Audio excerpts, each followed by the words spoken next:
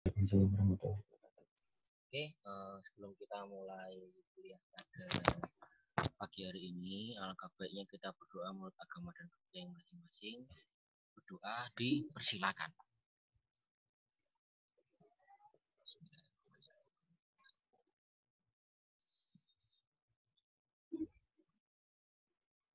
Oke, doa selesai. Oke, kita sekarang masuk ke perkuliahan terakhir di mata kuliah data mining, yaitu tentang clustering ya. Jadi ini saya jelaskan dulu.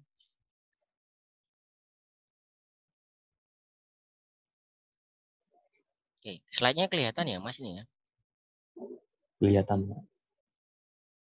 Oke, clustering ya. Clustering, apa itu clustering? Clustering itu adalah suatu data yang dibentuk secara grup atau kelompok. Di mana data-data ini nanti akan membentuk suatu objek. Nah, objek yang ada di dalam suatu cluster. Nah, jadi suatu data itu pasti istilahnya itu ada yang mirip-mirip. Nah, dari data-data yang mirip ini nanti akan membentuk suatu kelompok. Nah, terus setelah itu nanti kalau sudah tahu, kita tahu hubungan antara dia yang mengakibatkan dia mengelompok ini akibat apa. Nah, itu yang dinamakan dengan clustering. Nah, biasanya untuk clustering itu digunakan untuk menentukan suatu jenis-jenis kelompok yang berbeda. Nah, jadi contoh misalkan dalam perumahan itu kan ada klaster, ada beberapa kelompok. Nah, itu bisa dijadikan suatu acuan dalam menentukan kelompok. Nah, bukan hanya perumahan saja, klaster juga ditentukan pada misalkan pengelompokan pada data penyakit.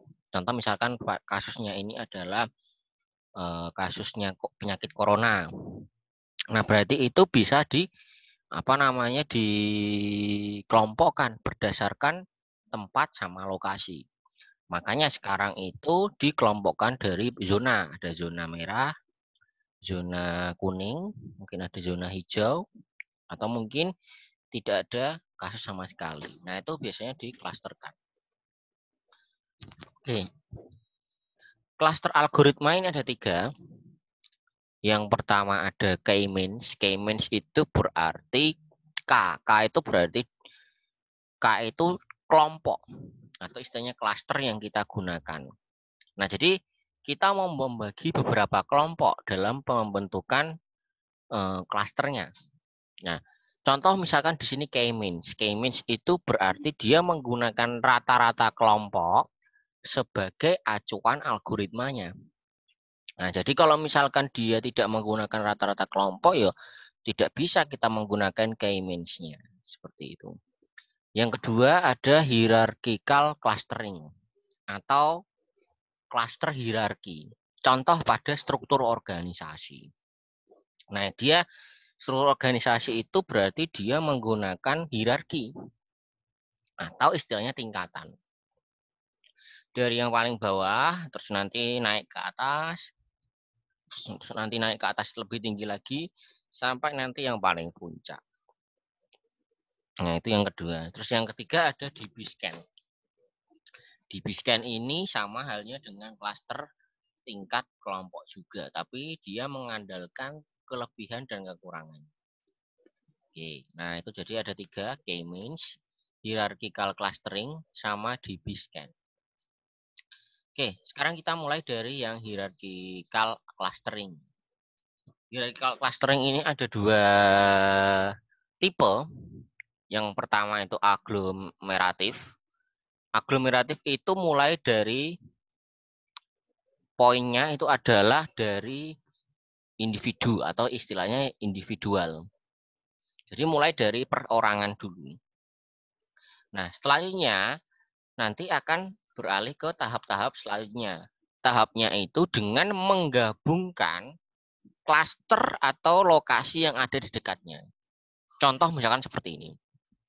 Kamu misalkan mau mencari barang. Misalkan barangnya pakai data atau pulsa atau voucher. Nah, misalkan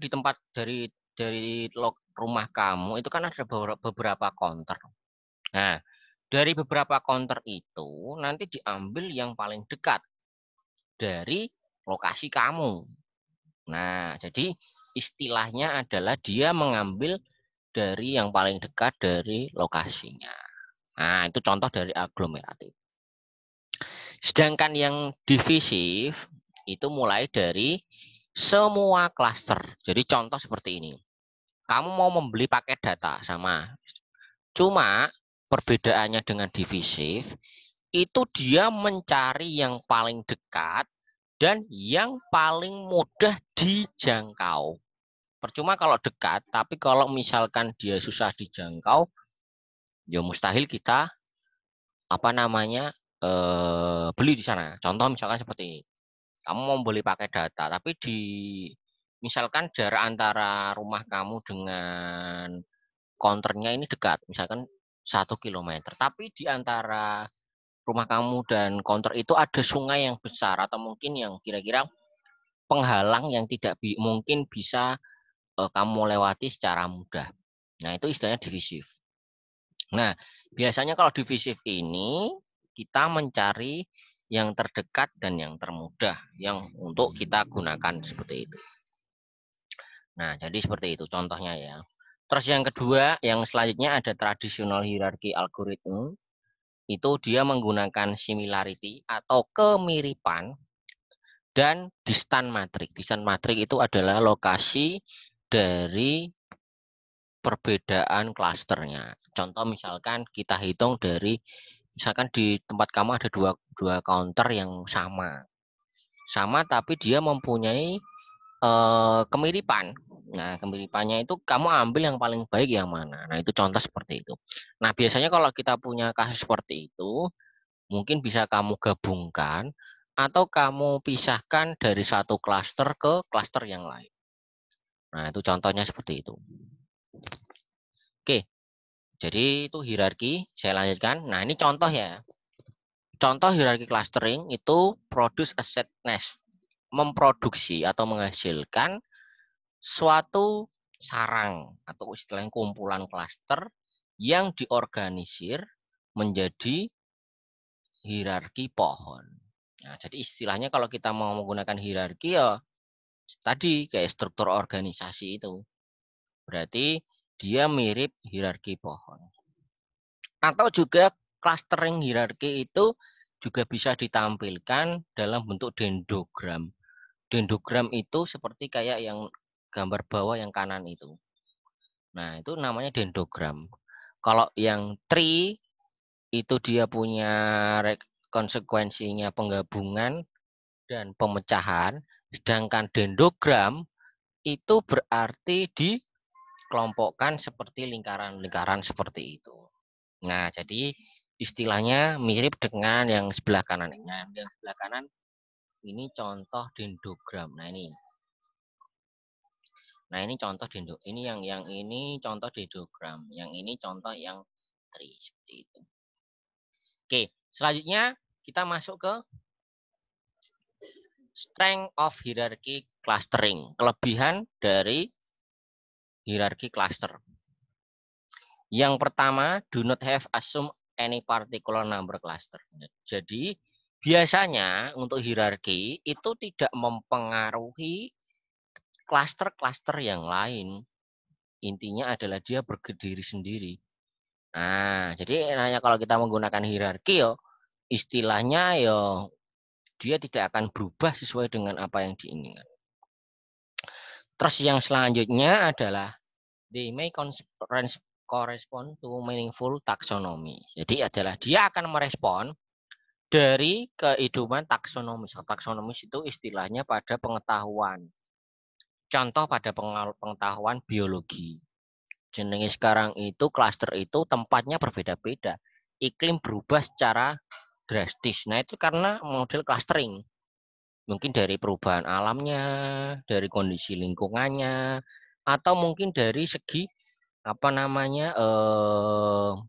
faktor-faktor manusianya juga bisa. Nah, ini contoh dari kelebihan dari hierarki. Oke. Nah, Sekarang kita masuk ke agglomerative clustering algorithm ya. Yang pertama itu more popular hierarchy clustering technique. Ini yang paling terkenal atau yang paling ramai digunakan kalau kita menggunakan teknik clustering hierarchy. Yang kedua adalah basic algoritma is straightforward.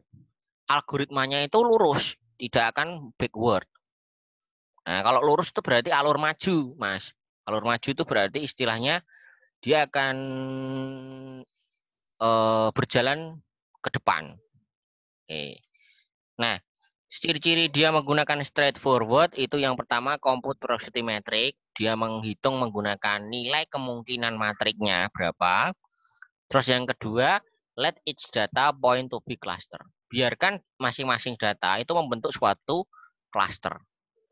Nanti diulangi sampai dia memperoleh cluster atau nilai kelompok yang dekat. Nah, tunggu sampai dia membentuk satu cluster yang tersisa. Jadi istilahnya, biasanya kalau kita menggunakan agglomeratif, itu kita hitung dulu nilai kemungkinan proximity-nya. Contoh misalkan seperti inilah. Kamu misalkan mau menghitung data pencoblosan atau istilahnya karakteristik pencoblosan bagaimana. Nah, itu bisa menggunakan agglomerative clustering. Berarti kamu hitung berapa jumlah penduduk di desa kamu. Setelah itu kamu gunakan istilahnya nilai-nilai yang terdekat. Misalkan dari segi kooperatifnya orang ini ada hubungannya dengan yang pencoblosnya enggak. Kalau ada berarti mungkin bisa menambah suara. Tapi kalau tidak ada tidak akan menambah suara. Nah, setelah data itu sudah kita tentukan, baru nanti kita ambil yang paling terdekat. Misalkan contoh ya, ini kan kemarin ada pemilihan kepala desa ya. Nah, itu berarti kalau di Indonesia kan tergantung pada nilai uang saku atau mungkin uang istilahnya serangan fajarnya atau Iya. kalau misalkan serangan fajarnya semakin besar ya intinya nanti ya dia akan memilih dia. Nah, makanya biasanya dia mengambil dari segi itu. Tapi kalau dari segi normalnya itu berarti kita harus hitung dari nilai yang terdekatnya dulu. Nah, nilai yang terdekat itu berarti diambil dari kedekatannya mereka dengan si kepala desanya atau mungkin dari kerabatnya. Nah, itu biasanya mempengaruhi dari pencoblosannya. Makanya kalau zaman dahulu, mungkin sebelum ada serangan fajar itu, orang yang jadi kepala desa itu adalah orang yang mengenal banyak orang. Atau istilahnya yang ini serawong neng wong-wong itu istilahnya dia akan jadi kepala desa. Tapi kalau cuma ngandelin, oh ya memang sekarang itu zamannya zaman seperti itu ya kita tidak bisa menyalahkan. Jadi istilahnya ya serangan fajar itu ya rak murni kepala desanya. Istilahnya dari dia hanya mengandalkan kekuatan uang saja. Nah itu sebenarnya tidak boleh. Yaitu agglomerative cluster. Contoh misalkan ini proximity-nya ya. Nah ini contoh dari kemungkinan dari pemilih. Ini misalkan contoh ini ada 5 orang kandidat contoh ya 5 orang kandidat itu nanti diacak atau diambil nilai proximity-nya. Nah ini kan asalnya dia tidak menentu ya, dia tidak akan saling berdekatan ya. Baru kalau sudah dibuat proximity-nya nanti dibuat cluster nanti seperti ini. Nanti ada proses penggabungan C1, C2, C3, C4, C5. C itu berarti klaster 1, klaster 2, klaster 3, klaster 4, sama klaster 5. Nah, baru kalau sudah, nanti dia akan membentuk nilai yang paling dekat. Contoh misalkan klaster 2 dengan klaster 5 ini saling berdekatan. Nah, itu bisa digabung. Nah, jadi nilai klaster itu bisa diambil dari nilai nilai yang saling berdekatan. Contoh ini misalkan ada apa namanya? Ada di sini misalkan C2 dengan C5 ya, ini saling berdekatan ya. Ya berarti ini bisa digabungkan. Nah, itu contoh dari menggunakan cluster proxy algoritma. Oke. Baru kalau sudah, nah di sini sudah ada keterangannya C2 U atau union C5. Berarti C2 itu bergabung dengan C5. Karena dari segi yang paling terdekatnya. Nah, berarti di sini kalau kita menggunakan algogratif, berarti kita bisa menentukan yang pertama min. Min itu nilai yang paling rendah. Contoh misalkan pada prediksi pemilihan suara itu bisa diambil yang paling rendah siapa. Apalagi kemarin pencoblosannya kan cuma 2 ya. Jokowi sama Prabowo. Berarti bisa kita tentukan min sama maksnya lebih gampang. Jadi pilihannya cuma 2 itu lebih gampang daripada kita memilih 5 atau mungkin 6 orang. Jadi untuk klasifikasi atau klasternya lebih susah. Yaitu minimal. Terus yang kedua ada maksimas atau nilai yang paling tinggi. Nah, dari segi prediksi itu bisa kita memprediksikan mana yang mempunyai suara yang paling tinggi. Oke, nah seperti itu. Selanjutnya yang nomor 3 ada group average atau istilahnya rata-rata kelompok. Contoh misalkan dari segi pemilihan suara ya. Oh ini rata-rata yang memilih Pak Jokowi atau mungkin kepala desa ini itu misalkan RT 2. Nah itu bisa diambil seperti itu. Nah jadi bisa diambil rata-rata kelompok. Terus yang keempat ada distance between centroid, jarak antar centroid. Jarak antar centroid itu berarti bisa kita hitung kira-kira jauh nggak, misalkan dari kandidat nomor 1 dengan kandidat nomor 2 itu nanti apa namanya jaraknya jauh nggak, bisa kita hitung juga. Terus yang kelima itu metode lain yang dikendalikan oleh object function atau istilahnya apa namanya penilaian objek. Jadi sekarang itu yang di prioritas utama itu selain dari faktor-faktor yang paling mendasar itu juga faktor objektif juga. Mungkin ada orang yang memprediksi, oh saya ini bakal milih ini. Tapi belum tentu. Mungkin karena faktor objektif, karena mungkin kecemburuan atau mungkin kebencian, wah aku nggak bakal milih ini. Saya pernah dibuat sakit hati sama orang ini. Nah itu bisa dibuat apa namanya faktor objektif function. Oke, saya lanjutkan. Nah, ini contoh dari min ya. Berarti dari jarak yang paling rendah, max itu berarti ini yang paling rendah ya ini ya. Yang paling rendah itu berarti yang nomor ini yang paling terdekat. Terus max itu berarti yang paling terjauh. Nah, kalau group average itu berarti rata-rata dari kelompoknya berapa. Oke, nah itu. Terus yang selanjutnya distance between centroid berarti jarak antara pemilih 1 dengan pemilih 2. Nah, itu contoh yang selanjutnya. Oke, sampai sini ada yang ditanyakan nggak? Belum. Belum ya? Oke, saya lanjutkan ya. Belum. Oke, saya lanjutkan sebentar. Ini video ini tak udah lemot malah. Oke, saya lanjutkan. Sekarang kita masuk ke single link. Single link itu juga digunakan untuk complete link atau link yang paling sempurna. Oke. Single link ini another way to view the processing of hierarchy algorithm. Atau cara lain untuk menampilkan proses-proses dari hierarki algoritma atau algoritma hierarki. Di mana dia akan membentuk elemen yang digunakan untuk meningkatkan jaraknya. Jadi istilahnya single link ini digunakan untuk meningkatkan jarak antar elemen atau antar istilahnya kandidat. Oke, contoh seperti itu ya. Contoh single link itu berarti the min, berarti bisa mencari minimalnya menggunakan single link. Itu caranya adalah dengan menggabungkan 2 klaster ketika satu kandidat itu terhubung. Nah, istilahnya kalau misalkan single link gitu ya, contoh misalkan kepala desa 1 itu ya, tim suksesnya 1 orang, yang menentukan sukses apa tidaknya dari 1 orang. Nah, itu contoh seperti itu. Terus yang kedua, the max. The max itu adalah complete link edge, atau istilahnya menggunakan complete edge, will merge to cluster. Dengan menggabungkan 2 cluster, ketika semua yang dihubungkan elemen itu harus dihubungkan. Nah, jadi istilahnya, kalau tadi kan single pair ya, intinya 1. Tapi kalau the max itu berarti banyak semua pasangan. Intinya dia punya banyak sekali tim sukses. Nah, makanya istilahnya kalau kita menghasilkan pengen yang hasilnya maksimal ya gunakan apa namanya tim sukses yang banyak. Nah, itu contoh seperti itu. Oke, nah ini contoh dari clustering ini ya. Ini contoh ya. Ini contoh dari ada 6 titik, 6 ya, 1, 2, 3, 4, 5. Nah, itu berarti dihitung di sini. Misalkan dari 1 ke 1 jaraknya 0 kan? Oke, ini dihitung dari jarak 1. Ini saya apa namanya? Saya ambilkan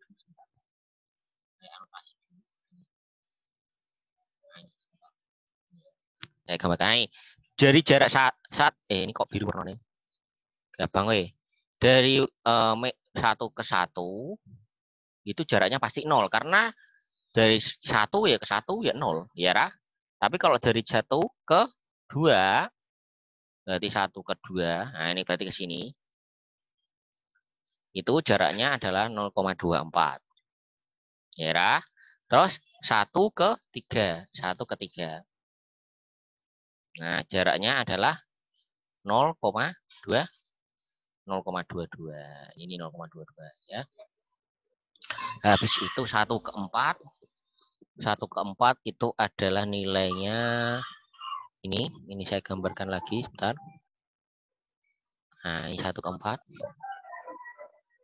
1 ke 4 itu nilainya adalah 0,37. Nah, 0,37 nih.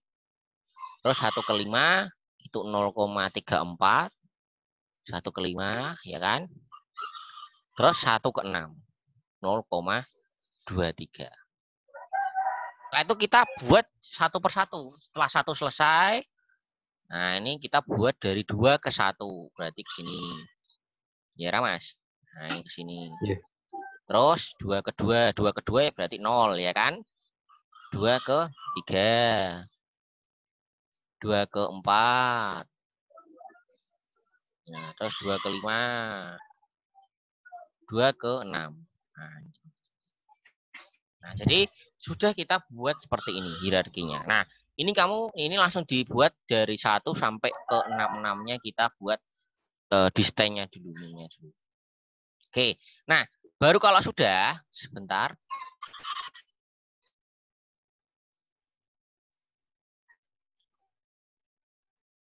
Nah, itu sudah kita tentukan tadi. Nah, itu kan berarti kita lihat dari jarak yang paling terdekat. Di situ ada beberapa klaster. Nah, pertama itu kita buat klaster yang pertama itu adalah 3 yang paling dekat itu 3 ke 6. 3 ke 6 itu klaster yang pertama. Klaster yang kedua adalah 2 dengan 5 pasangannya. Kita buat pasangan-pasangan. Terus klaster yang ketiga yaitu pasangan antara klaster 1 dengan klaster 2. Berarti gabungan dari 3 dengan 6 dan 2 dengan 5. Nah, itu jadi klaster yang ketiga. Terus yang keempat yaitu adalah apa namanya? Klaster yang menghubungkan dari semua kelompoknya. Nah, seperti itu. Nah, ini jadi kalau misalkan kita membuat apa namanya? Kelompok-kelompok yang di belakangnya itu kita buat apa namanya? Titik-titik yang saling berkaitannya. Jadi ada 4 klaster ya atau 4 kelompok. Yaitu kelompok yang pertama itu 3 dengan 6, kelompok yang kedua 2 dengan 5, kelompok yang ketiga itu gabungan antara 3 dan 6, terus 2 dengan 5, sama yang terakhir itu semua titik kita kelompokkan. Nah, itu jadi seperti itu. Oke. Terus yang terakhir itu ada 5 ya, ada 5 klaster ya ini ya. Saya nggak tahu nomor satunya belum keambil. Jadi ada 5 klaster ya. Jadi kita buat seperti itu. Nah, jadi kalau kita buat berarti ada 5 kelompok. Jadi kelompok yang paling kecil. Setelah itu kita buat kelompok yang sedengan ke kelompok yang paling besar. Oke. Nah, itu dari contoh klaster hierarki. Oke, sekarang strength of min atau istilahnya kelebihan dari menggunakan min.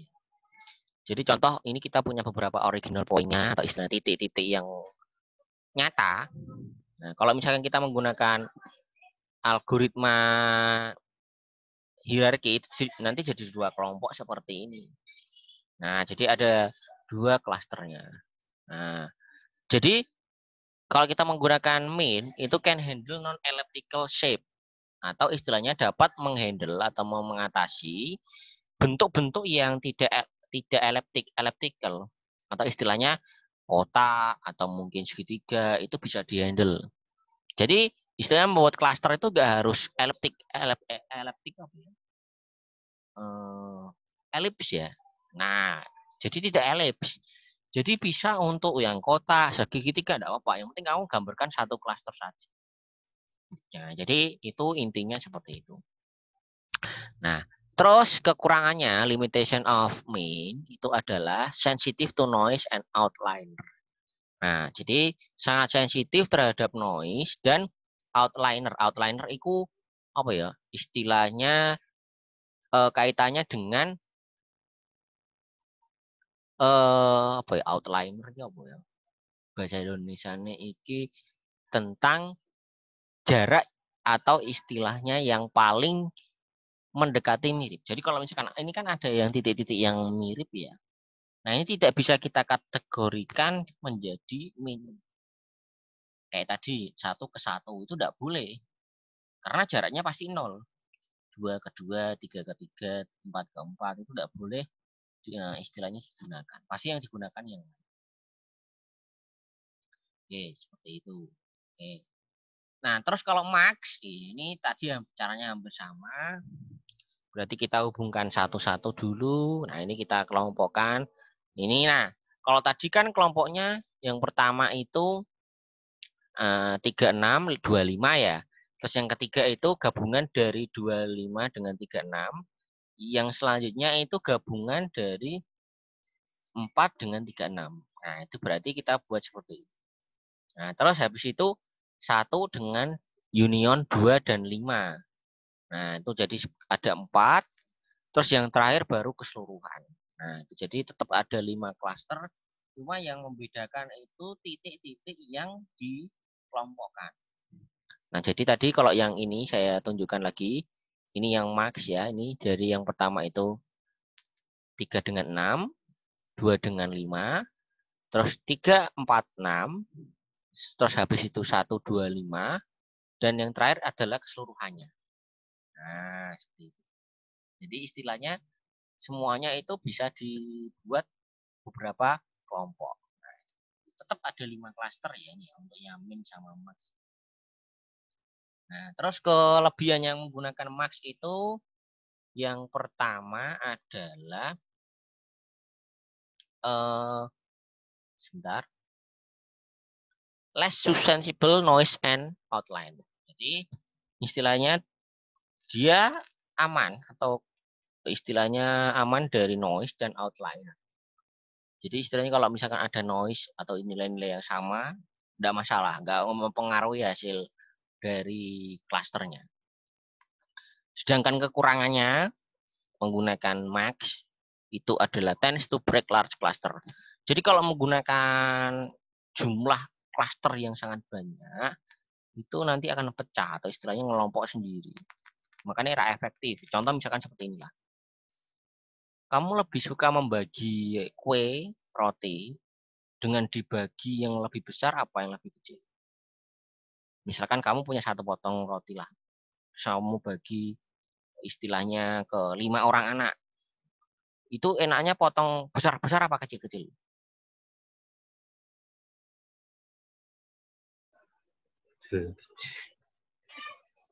Nah, ini contoh misalkan ya, ini saya gambarkan. Misalkan kamu istilahnya kamu punya 1 potong roti, sari roti lah. Kamu bagi menjadi 10 secara besar-besar. Bisa nggak kayak gitu? Nggak bisa. Nah, itu contoh dari menggunakan max. Jadi kurang efektif kalau dibagi secara besar. Jadi large cluster itu ya dibagi ya pas istilahnya ya digunakan untuk data yang sangat besar juga.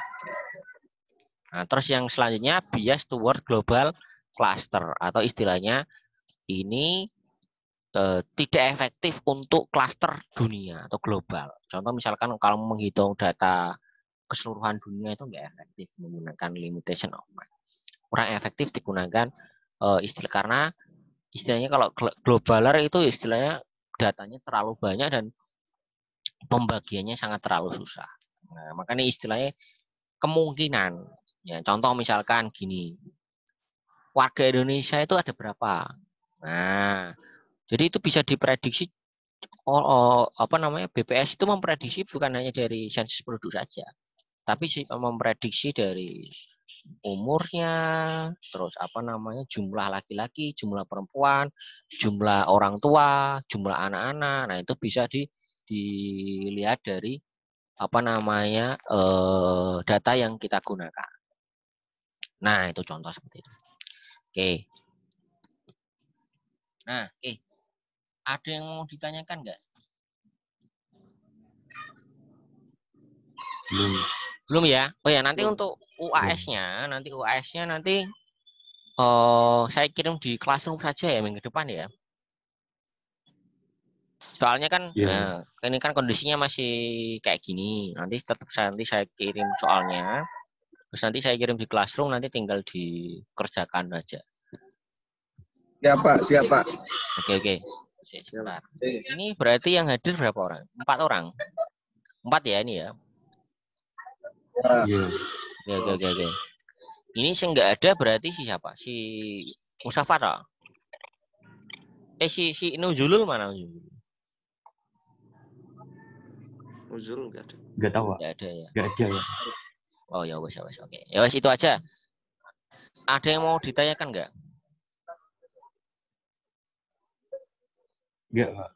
Oke, kalau belum saya tutup ya nih ya. Nanti kita lanjutkan minggu depan.